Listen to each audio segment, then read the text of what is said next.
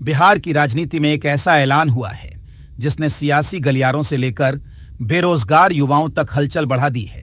एक तरफ बीजेपी का करीब 3 दशक पुराना गढ़, दूसरी तरफ प्रशांत किशोर की जीत, और अब जीत के कुछ ही दिनों बाद 10,000 युवाओं को नौकरी दिलाने का बड़ा दावा। लेकिन सवाल यह है, क्या प्रशांत किशोर ने सिर्फ नौकरी का वादा किया है या फिर इसके पीछे 2025 से 26 की बिहार की राजनीति का कोई बड़ा खेल छिपा है? और सबसे बड़ा सवाल, क्या 10,000 युवाओं को नौकरी दिलाने का दावा जमीन पर उतर पाएगा? क्योंकि राजनीति में कहते हैं ना, बातों से नहीं काम से पहचान बनती है। और अब प्रशांत किशोर के सामने सबसे बड़ी चुनौती यही है कि जो बात उन्होंने बांकीपुर की जनता के सामने कही है उसे पूरा कैसे किया जाएगा। पूरी कहानी क्या है बताएंगे इस रिपोर्ट में। दरअसल बीजेपी के लंबे समय से मजबूत गढ़ माने जाने वाले बांकीपुर में जीत के बाद प्रशांत किशोर मंगलवार यानी 11 अगस्त को पहली बार पहुंचे। जीत के बाद उनका यह पहला दौरा था, मौका था जनता का आभार जताने का। लेकिन किसी को शायद अंदाजा नहीं था कि इसी मंच से प्रशांत किशोर ऐसा ऐलान करने वाले हैं जो सीधे हजारों युवाओं से जुड़ा हुआ है। प्रशांत किशोर ने बांकीपुर के 10,000 काबिल युवाओं को अगले 1 से 2 साल में नौकरी दिलाने की कोशिश करने का वादा किया। अब जरा इस ऐलान को समझिए। उन्होंने सरकारी नौकरी देने की बात नहीं कही। उन्होंने ये भी नहीं कहा कि सरकार सीधे 10,000 नियुक्तियां करेगी, बल्कि प्रशांत किशोर ने कहा कि वे देश भर में मौजूद अपने कॉन्टैक्ट्स और नेटवर्क का इस्तेमाल करेंगे और बांकीपुर के पढ़े लिखे बेरोजगार युवाओं को प्राइवेट सेक्टर में नौकरी दिलाने में मदद करेंगे। और यहीं से कहानी में सबसे बड़ा सवाल खड़ा होता है, आखिर 10,000 युवाओं तक ये नेटवर्क कैसे पहुंचेगा?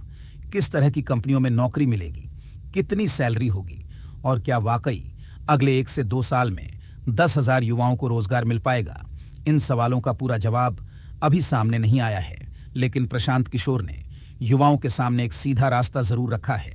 उन्होंने बांकीपुर के लोगों से अपील की कि अपने पढ़े लिखे और बेरोजगार बच्चों के सीवी और बायोडाटा उनके ऑफिस में भेजें। यानी अब बांकीपुर के युवाओं से कहा जा रहा है, अपना सीवी भेजिए और नौकरी की कोशिश शुरू कीजिए।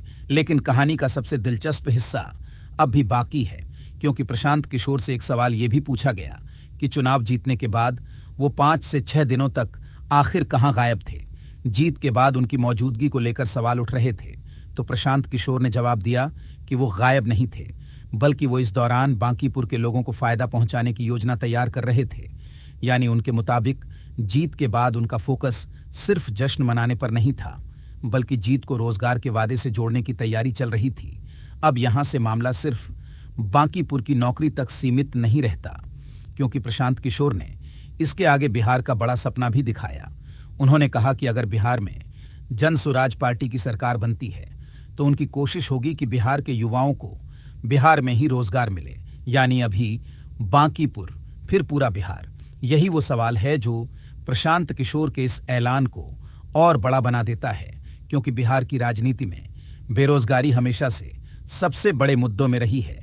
युवा नौकरी चाहते हैं, सरकारी नौकरी के लिए लाखों आवेदन आते हैं और बड़ी संख्या में बिहार के युवा रोजगार के लिए दूसरे राज्यों का रुख करते हैं। प्रशांत किशोर इसी मुद्दे को अपने राजनीतिक एजेंडे के केंद्र में रखने की कोशिश कर रहे हैं। लेकिन यहां एक और बड़ा पेंच है। प्रशांत किशोर खुद कह रहे हैं कि शुरुआत में कुछ युवाओं को नौकरी के लिए बिहार से बाहर जाना पड़ सकता है।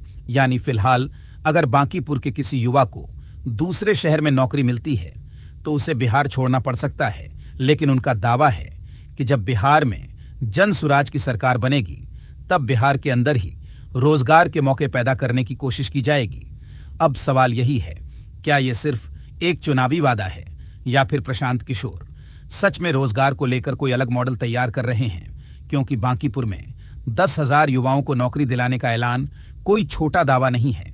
या फिर आने वाले वक्त में यही मॉडल पूरे बिहार की राजनीति का सबसे बड़ा मुद्दा बन जाता है। और शायद असली सवाल यही है, क्या बांकीपुर से शुरू हुई ये नौकरी वाली राजनीति आने वाले समय में पूरे बिहार की सियासत बदल सकती है?